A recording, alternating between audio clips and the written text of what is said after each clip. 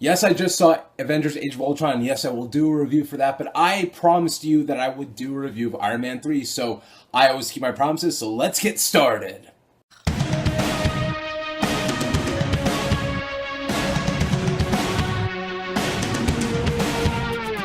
Iron Man Trace. So Iron Man 3 is the third installment of the Iron Man trilogy, and it is the first installment in Marvel Phase 2. That's right, everything from Iron Man 3, Thor the Dark World, Captain America Winter Soldier, Guardians of the Galaxy, Avengers Age of Ultron, and Ant-Man. It all starts with Iron Man 3. So Iron Man 3 takes place during Christmas, and Tony Stark is feeling the effects of the Avengers. But he can't feel them for too long because the Mandarin is out there, and he's killing people, and he's causing a bunch of havoc, and Tony Stark has to stop him. I'm going to be completely and utterly honest with you guys. I thought the first half of Iron Man 3 is a perfect movie. I thought it was awesome. You know, you had Tony Stark dealing with post-traumatic stress. That's awesome. He's having all these bad dreams. He can't sleep. That's awesome. The Mandarin blows up his house and Tony Stark has to go and hide. That's awesome. He doesn't have his suit. His suits aren't working, so he's got to rely on his brain. That's awesome. I was like, this is a perfect movie. Like, I was like, holy shit, you know, this is perfect buildup. This actually could be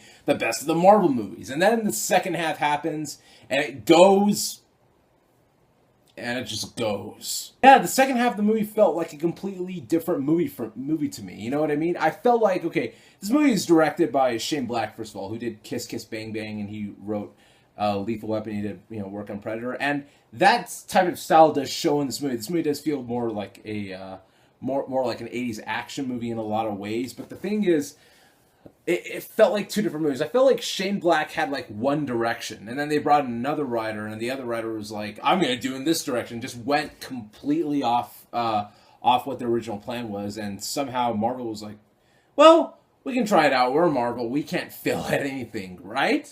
I mean, right? Don't get me wrong. Some things in this movie are awesome. First of all, Rob Downey Jr. and Tony Stark, awesome. I think this is his best Tony Stark performance he has put on since Iron Man 1. You know what I mean? The guy goes through so much in this movie, and I feel like, Downey did bring his best performance since Iron Man 1 in this movie. Guy Pearce plays Aldrich Killian, who's like one of the bad guys in this movie, and he's really cool in this movie. I'll admit, for what the movie wrote him as, I was like,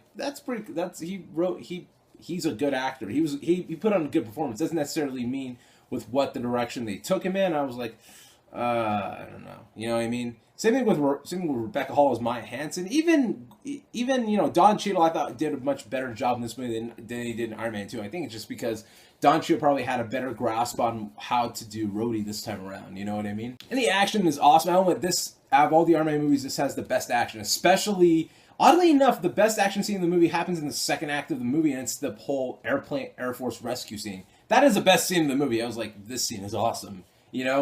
Oddly enough, it does happen. It does take place right when I feel like the movie just fell apart. You know what I mean? It's just like the second half. I think many people know what I'm talking about. For those of you who don't know what I'm talking about, I won't give it away. But I just felt like the second half, with what they went in the second half, it could have been. The idea is cool, but the way they executed it was such a silly and dumb way. And some people like what they did. Some people hate it. I was one of those people that was just like, you really? You know what I mean? I didn't despise it, but at the same time, I was like, that really wasn't good. You know what I mean? Also, I feel like the end credits scene of the movie is a complete waste of time. But other than that, I think Iron Man 3 had some good things in it, especially towards its first half, but then the second half just falls apart and just becomes a bit of a mess. You know what I mean? I feel like the whole movie started out as this really nice sketch of painting. Then all of a sudden, some other guy came in and just started splattering the paint all over the board, and he was just like, that's the painting, and people were like, kinda not. That's kind of what I feel like this movie is. But I'm gonna give Iron Man 3 a 6 out of 10.